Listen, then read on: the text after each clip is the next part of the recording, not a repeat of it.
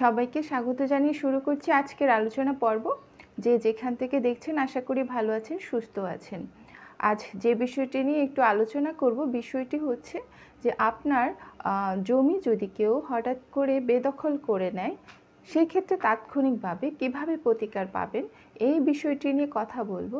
যদি দেখেন যে দর্শক আপনার ভোগ দখলের জমিটি অন্য কেউ দখল করে নিয়েছে, এই কাজ করলে তাহলে কি করবেন? তাৎক্ষণিকভাবে প্রতিকার পাওয়ার জন্য আপনাকে কি কাজটি করতে হবে?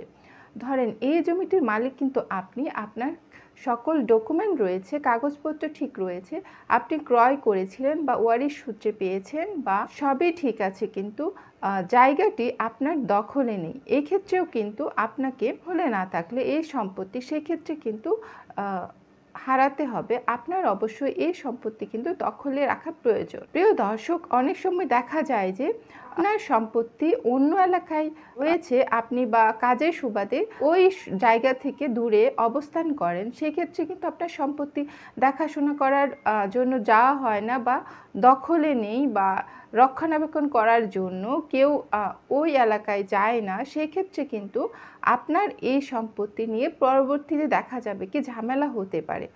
তাই যদি আপনার অন্য এলাকায় সম্পত্তি থাকে, সেক্ষেত্রে রক্ষণাবেক্ষণ করা উচিত, দখলে রাখা উচিত এবং কেয়ারটেকার নিয়োগ করা উচিত যদি আপনি ওই এলাকায় বসবাস না করে থাকেন।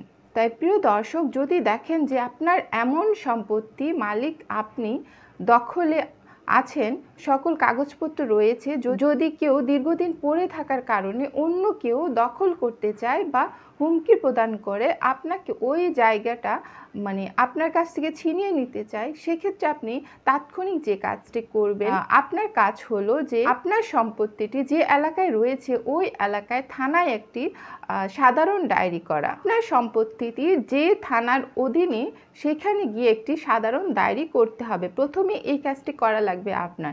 এরপর কাজ হলো সাধারণ ডায়েরি করার পর দায়িত্বপ্রাপ্ত যে কর্মকর্তা রয়েছেন, অফিসার রয়েছেন, ওনার সহযোগিতা নিয়ে আপনার যে সম্পত্তি রয়েছে সেটা বেদখল হয়ে যাচ্ছে সেটা ঠেকানো। এটি হচ্ছে আপনার দ্বিতীয় কাজ। আপনি শুধু সাধারণ ডায়েরি করে বসে থাকবেন না যে আপনার জায়গাটি বেদখল হয়ে যাচ্ছে, আপনার কাছ থেকে দখল করে নিয়ে যাচ্ছে, সেই সম্পত্তি ঠেকানোটাই হচ্ছে আমার প্রধান কাজ। সংশ্লিষ্ট থানা পারে আপনার এই সম্পত্তি বেদখল থেকে উদ্ধার করা বা রক্ষা করা। প্রিয় দর্শক, আপনি যদি আপনার সম্পত্তি থেকে উচ্ছেদ হয়ে যান বা উচ্ছেদ করার কেউ চেষ্টা করে বা আপনাকে হুমকি প্রদান করে, তাহলে আপনার প্রথম কাজ হলো যে আপনার সম্পত্তি যে এলাকায় রয়েছে সেই এলাকার অধীনে একটি সাধারণ ডায়েরি করা এবং ওই থানায় যে কর্তব্যরত অফিসার রয়েছেন ওনাদের সহযোগিতা নিয়ে আপনার ওই সম্পত্তি বেদখল থেকে রক্ষা করা। থানার পুলিশ অফিসারদের নিয়ে আপনার কাজ হলো ওই সম্পত্তি বেদখল হওয়া থেকে রক্ষা করা। তাই প্রিয় দর্শক, শুধুমাত্র কাগজপত্র বা দলিলপত্র থাকলে কিন্তু হবে না।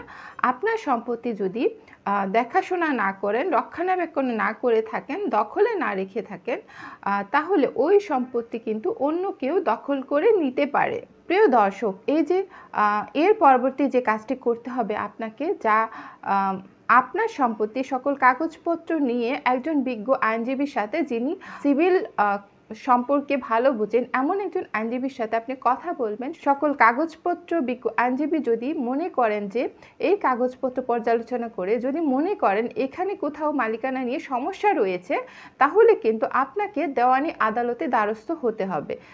দেওয়ানি আদালতে দ্বারস্থ হয়ে আপনার এই কাগজপত্র ঠিক করে নিতে হবে, মালিকানা ঠিক করে নিতে হবে এবং সেই দেওয়ানি আদালতে গিয়ে আপনি একটি অস্থায়ী নিষেধাজ্ঞা চাইতে পারেন বা চাইতে হতে পারে, যেন মামলা শেষ না হওয়া